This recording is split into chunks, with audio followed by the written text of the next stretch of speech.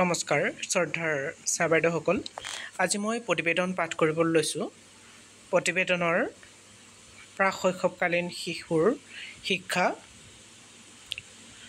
প্ৰথম দিনৰ প্ৰতিবেদন পাঠ কৰিবলৈ লৈছোঁ। কেনেদৰে প্ৰাক শৈশৱকালীন শিশুৰ শিক্ষাৰ প্ৰতিবেদনখন লিখিব লাগে তাৰো এটা আভাস আপোনালোকে পাব। এতিয়া শ্ৰদ্ধাৰ ছাৰ বাইদেউসকল, প্ৰতিবেদন প্ৰথম দিন আছিল 6/9/2024 তাৰিখ। স্থান আছিল প্ৰশিক্ষণৰ স্থলী আছিল কল্যাণী উচ্চ ইংৰাজী বিদ্যালয় আৰু উত্তৰ পশ্চিম শিক্ষা খণ্ডৰ যোৰহাটৰ। প্ৰস্তুতকৰ্তা আছিল শ্ৰীমতী সুস্মিতা বৰা, পাচলি দোল। এতিয়া মই প্ৰতিবেদনখনৰ আভাসটো আপোনালোকক দিব বিচাৰিছোঁ। মই পঢ়ি গৈছোঁ, আপোনালোকে চাই যাব। কল্যাণী উচ্চ ইংৰাজী বিদ্যালয়ত অনুষ্ঠিত হোৱা 5দিনীয়া প্ৰাক শৈশৱকালীন শিশুৰ শিক্ষা early childhood care and education চমুকৈ ECCE প্ৰশিক্ষণৰ আজি প্ৰথম দিন। পুৱা 9:45 বজাত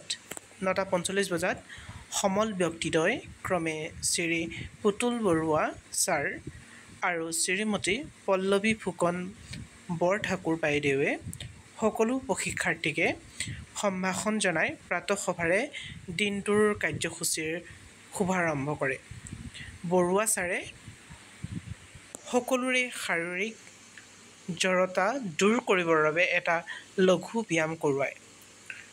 ৰুণালী দত্ত বাইদেৱে আঁত ধৰা গুৰু বন্দনাৰ লগতে ব্ৰহ্মা আদি কৰি প্ৰাৰ্থনা দিয়ে সকলোৰে মনলৈ পবিত্ৰতা তথা যোগাত্মক ভাৱ কঢ়িয়াই আনে। ইয়াৰ পিছতে এটা আমোদজনক খেলৰ জৰিয়তে প্ৰশিক্ষাৰ্থীসকলক 5টা দলত বিভক্ত কৰা হয়।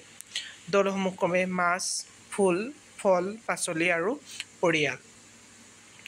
দল গঠনৰ পিছতে সকলোৰে চিনাকি পৰ্ব হয়।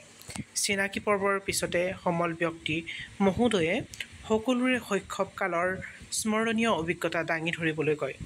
প্ৰশিক্ষাৰ্থীসকলেও স্কুলীয়া জীৱনৰ তথা শৈশৱৰ ভাল লগা বেয়া লগা স্মৃতি প্ৰকাশ কৰি পৰিৱেশটো জীপাল কৰি তোলে।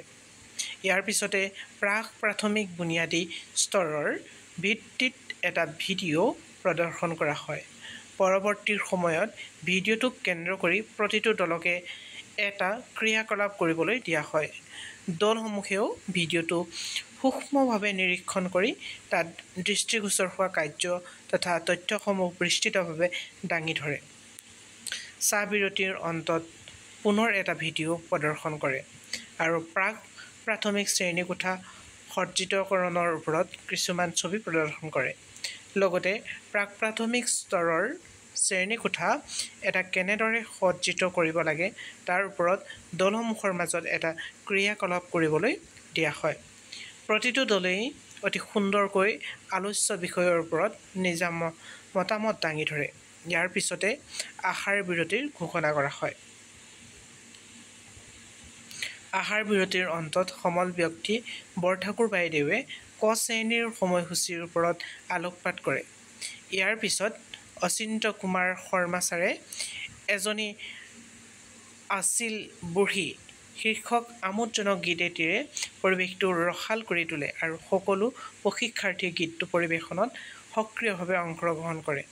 তদুপৰি এই গীতটিৰ ওপৰত ভিত্তি কৰিয়ে শিশুৰ বিকাশৰ 5টা স্তৰ যেনে মৌখিক ভাষাৰ বিকাশ, শাৰীৰিক বিকাশ, বৌদ্ধিক বিকাশ আদিৰ ওপৰত ক্ৰিয়াকলাপ কৰিবলৈ দিয়া হয়। দলসমূহেও নিৰ্বাচিত বিষয়টোৰ ওপৰত উপস্থাপনা আগবঢ়ায়।